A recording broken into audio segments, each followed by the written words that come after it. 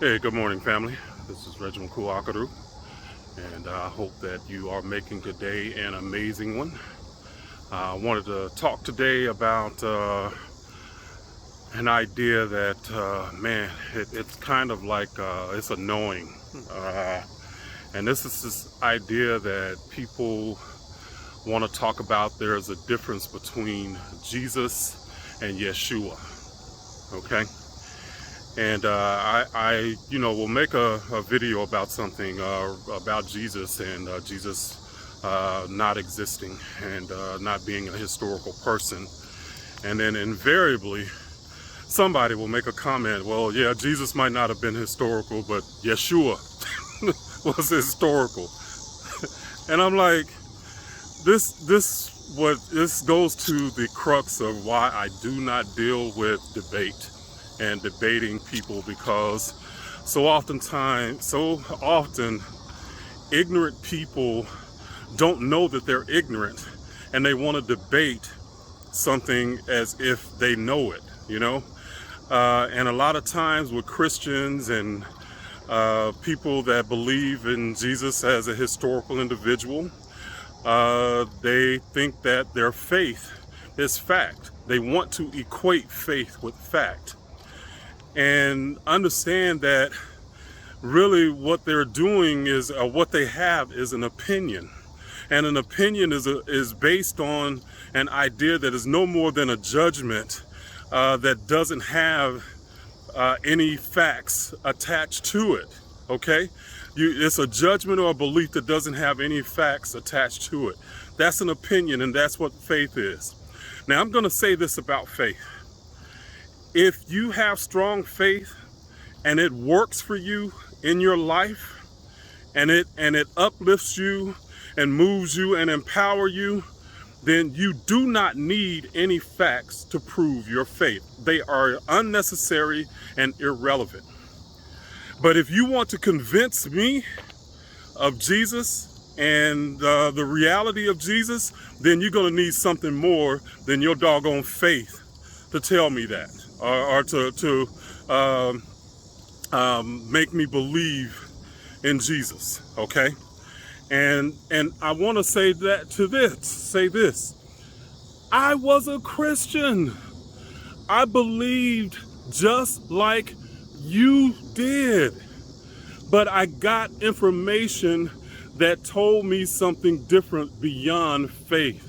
I got facts because I researched, okay?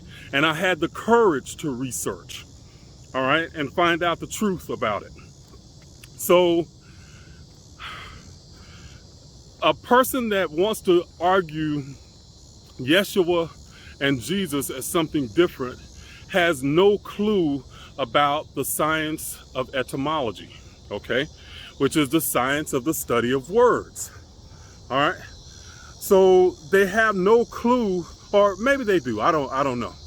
But English, the English word Jesus didn't exist until the 1500s, the 16th century, because there was no English before then. So the name Jesus, or the idea of Jesus, has existed just in Christendom for at least 2,000 years, okay?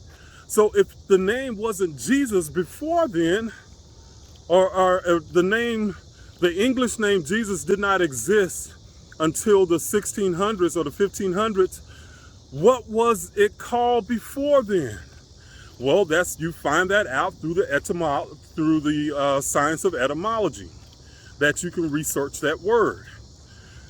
So the name Jesus comes from, or is a cognate of the Egyptian word Yeusa, okay? And understand what a cognate is. It's kind of like if a word had children and grandchildren, then the cognates are the children and grandchildren, the words that descended from that ancient word, okay? And Jesus descended, or is a descendant of the word Yeusa, okay? You will find that this word also passed through different languages.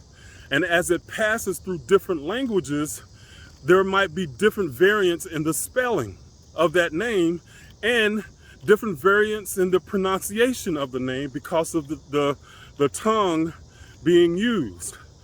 For instance, if I said the word color in English, if there are Asian languages that do not have an L in their language, so they cannot even pronounce the term color, they will say color, okay? Going from African languages. African languages, a lot of them do not have the pronunciation of a TH, like the, okay? So in African languages, to say the, they will say duh. So you'll see a lot of times in African Americans and other people of African descent, they will say duh man instead of the man, okay? Now, it's interesting because in French, the TH sound is not there either. So they say Z-man. Now, Z-man, ooh, that sounds sexy. But duh, man, damn, can't you pronounce your language right? You know? But anyway, I digress. But check that out, check that out. But so Yeusa became and the Y and I were interchangeable because they were the Y, I, and J are interchangeable across languages, okay? Because they basically pronounce the same sound, but just had a different letter to use that. So Yeusa, spelled I-U-S-A, is the origin of the, has Egyptian origin. In Hebrew, that word became Yeshua, okay? And the SH was put in there because of a pronunciation, and there was a specific reason that the SH was put in there, but I don't want to get into that right now.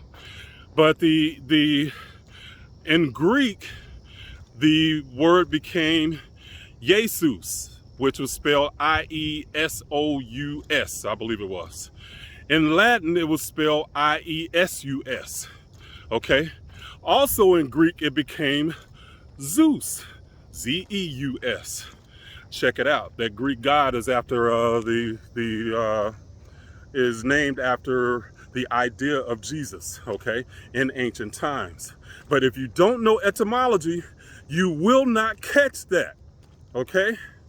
So just because you change the name or change the spelling does not mean that you're talking about a different concept or a different person. It's just the names didn't exist in ancient times. The English names that we have now didn't necessarily exist in ancient times, but you can trace them, okay? So don't come talking about Yeshua and Jesus were different. No, same person or same idea. It wasn't a person. Same idea in ancient times, but just spelled differently because it passed through different languages and different cultures. That was all. But the idea still remains the same. And it was not a historical person. So please don't come to me with your ignorance. And I mean that, and I'm not trying to be derogatory, but ignorance simply means you don't know. Do some research. Your faith is not facts, okay? Do some research first. The whole idea for me is not to debate with people because I want people to connect with this channel that are looking for and want to go deeper with these ideas and knowledge, who want to expand consciously, not argue and debate because it is a waste of time. Okay, it is a waste of time. So don't if you're here because you want more knowledge to further your spiritual development, to further learn ways to really enjoy living life, because you don't become more spiritual without going through the physical first.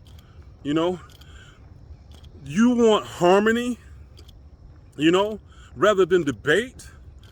That's the people that are here. That's who I'm talking to. I don't care to debate you people who, if you believe what you believe, then and it's working for you in your life, then please go with it. But don't try to change my mind. Because really and truly, the only reason that you want to debate with me is because you got some doubt and you got to convince me to convince yourself. That's really where it's coming from. I don't need convincing that Jesus never existed.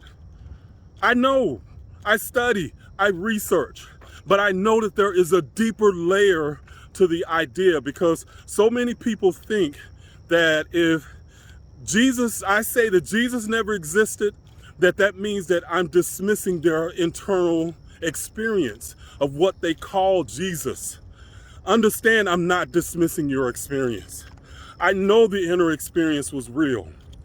But what you have been taught to call it is you have been given a Christian frame and taught to call it and name it a certain thing. And you've been told to name every inner experience that you have as something related to Jesus, and that you can only have that experience because you are a Christian. It's not true. I have those experiences. Okay, I have had those experiences. I was a Christian. I don't believe it because the religion is negative and oppressive to the soul. And I'm saying to you that just because a name has changed or a word has changed does not negate the facts. Your faith is not facts. It's based on an opinion because you have not researched it. All you do is believe because of tradition. Or if you do research, you research to confirm your beliefs and not to find truth. Okay? That's the reason why a lot of people research something. I don't understand how otherwise extremely intelligent people can have faith in something and never research it. I was a school teacher for a long time.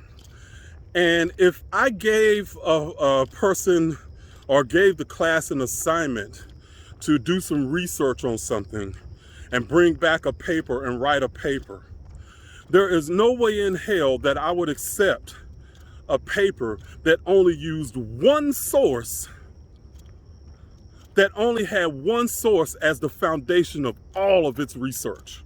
Okay? Because the paper would be biased.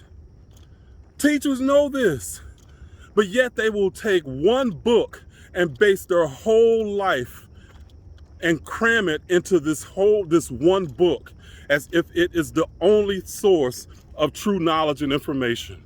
Come on now. Is that even logical?